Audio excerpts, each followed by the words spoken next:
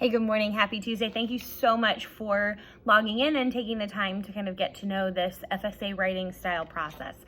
This week in class, the students have been writing about Florida beaches, an opinion essay about which one is better, Clearwater Beach or Daytona Beach. They're using 3 sources to gather their information, and they have written some really fantastic essays. I look forward to grading them and reading them. Now that we're through the conferencing process, they are spending some time actually writing on their own. The homework piece, also opinion on junk food, and my model, also opinion. My prompt was to explain of the Great Lakes, which lake is truly the best. And I chose Lake Michigan to write my piece about. And what I have in front of me is something very similar to what the kids have. I have a series of articles that you can see here. I've gone through these articles and I've text coded to make sure that I'm identifying anything of significance. Now I'll show you that there's quite a bit of information that isn't marked up in my text because it wasn't necessary for my essay or for my prompt. And in this case, it was actually a couple of pages in before I started really coding things that actually mattered. Oftentimes I mark with a star or a check mark if it's really important.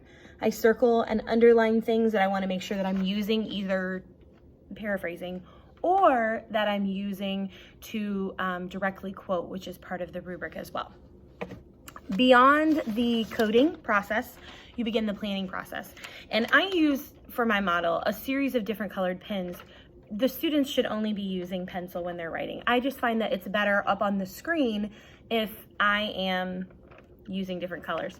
So I begin by planning my introduction. You'll see that I mention what my topic is, what my opinion is, as well as a number of things I want to remember to mention as I'm writing. The fact that it's the best lake, that it's unlike anywhere else, unique.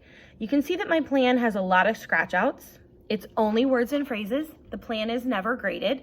It's just a way to help you organize your ideas, and revisions are encouraged. Moving on from my introduction are my first 2 middles. They're in green. In ovals at the top of the 2 middles, you can see 2 middle main ideas.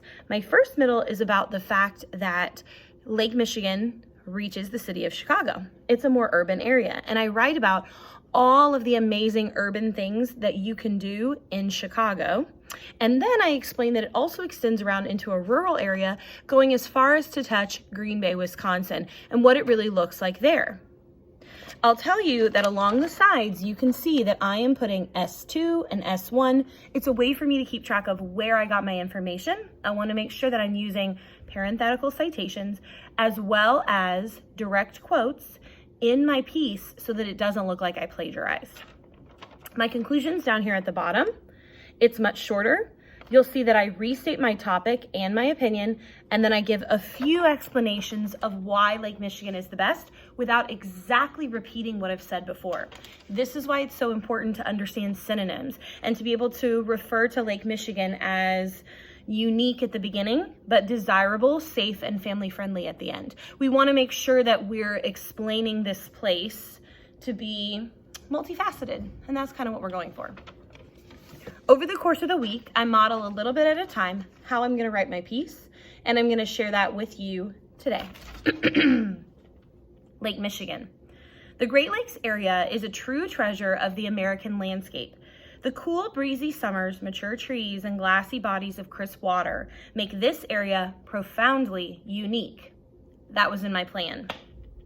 This vacation destination offers so much more than meets the eye, and one lake in particular takes the Blue Ribbon Prize for the very best lake.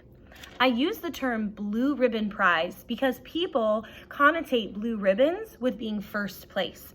It allowed me to be more creative. It allowed me to use poetic devices as well as my writer's voice. The more creative they can be with their descriptions, the better.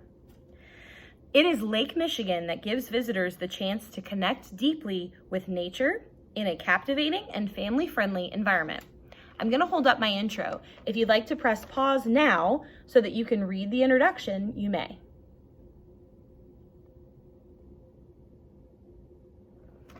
On to middle 1. Lake Michigan is massive. The coastline reaches into the states of Illinois, Michigan, and Wisconsin. I'm using a strategy or craft called commas in a series. The major city closest to this lake is Chicago. The lake is accessible to everyone downtown. The lake is found close in proximity to the extremely fancy Drake Hotel. It's a proper noun. I made sure that it was capitalized. I even made an intentional error when I was showing it to the students, making sure that I only capitalized Drake but not hotel. That way the students could catch my mistake and help me remember proper nouns mean capital letters. Also on this page coming up soon, you'll see what I've marked in pink. Those are parentheses. I'm getting ready to share a secret with my reader.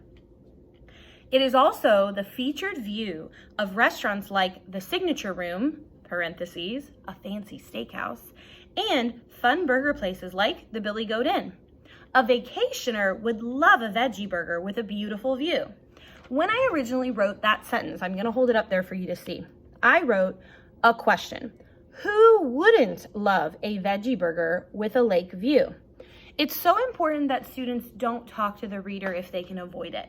So if there's any way for me to restructure that sentence so that I'm not saying things like you and your, but instead everyone and all people, vacationers, beachgoers in their case, junk food lovers for this week's piece.